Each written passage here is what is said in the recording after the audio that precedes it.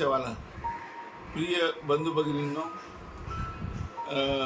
19 तारखेचा मोर्चा जाहीर केल्यानंतर, आपण आझाद मैदानावर मोर्चा जाहीर केल्यानंतर जे काही सोशल मीडियामध्ये लोक तुटून पडले आहेत, तर त्यांचा गैरसमज झाला असला पाहिजे. मोर्चा काही आपल्यासाठी नवीन नाही आहे, पण 1998 पासून तर परवा 5 जानेवारी 2025 27 मोर्चे काढले आणि दिल्लीला सुद्धा आपण जंतर मंतरवर 10 ते 15 मोर्चे झाले.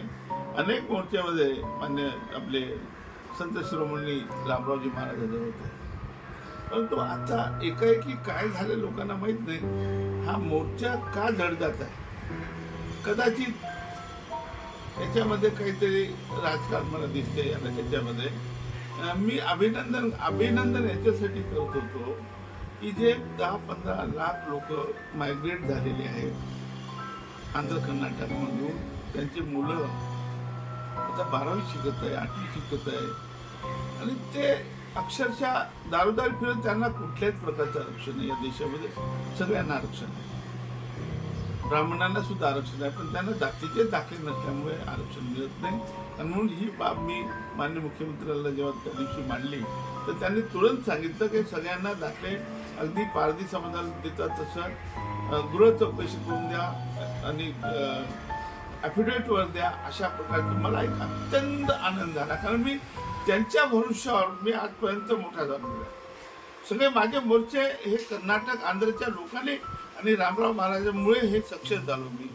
आणि त्यामुळे मी हा प्रश्न प्रत्येक वर्षी मांडत होतो.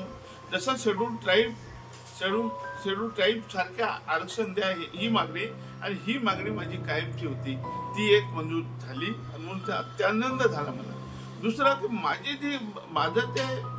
माझी जी भूमिका आहे, हे आरक्षण कसं मिळेल, सब कॅटेगरीशन करून मिळेल आणि शेड्यूल ट्राईब सारखं आरक्षण मिळेल यासाठी मी प्रायव्हेट बिल आणलेला आहे. आणि त्यासाठी माननीय मुख्यमंत्र्यांनी सांगितलं की आम्ही लवकरात लवकर एक कमिटी किंवा आयोग नेमू. आणि त्याच्यावर त्याचाही खूप आनंद झाला मला. आणि त्याच्यामुळे या आनंदाच्या पोटी मी अभिनंदनचा आपण हे करू असं म्हटलं. पण आता ठीक आहे, तुम्हाला अभिनंदन करायचं नका करू, पण मी मात्र मोर्चा आपला जो तो कायम ठेवणार आहे 19 तारखेला आझाद मैदानावर. आणि या तुम्ही लहान लहान मुलं जे लिहित आहे, मी जे 30-40 वर्षापूर्वी काम सुरू केलं, म्हणजे 92 पासून, तर बोजा तुम्ही किती जाणार. बंधूंनो, या सोशल मीडियावर जे काही मला शिवाय देणं चालू आहे, माझ्यावर वेगवेगळ्या प्रकारे लिहित आहे, मी त्यांना सगळ्यांना माफ करतो, कारण त्यांना माहीतच नाही. कारण हे माझं जे काम आहे 92 पासून आहे. बंजारी बातमी सोडवला, अनेक आरक्षणाचे प्रश्न सोडवले, आणि जो काही आरक्षण मिळणार आहे ते माझ्या भूमिकेमुळे, म्हणजे माझ्या पॅटर्नमुळेच मिळणार आहे, दुसरं काही मिळणार नाही आपल्याला. परंतु हे जे नवीन पोरं लिहितात, कदाचित 33 वर्षापूर्वी ते त्यांच्या आईच्या पोटात असले पाहिजे.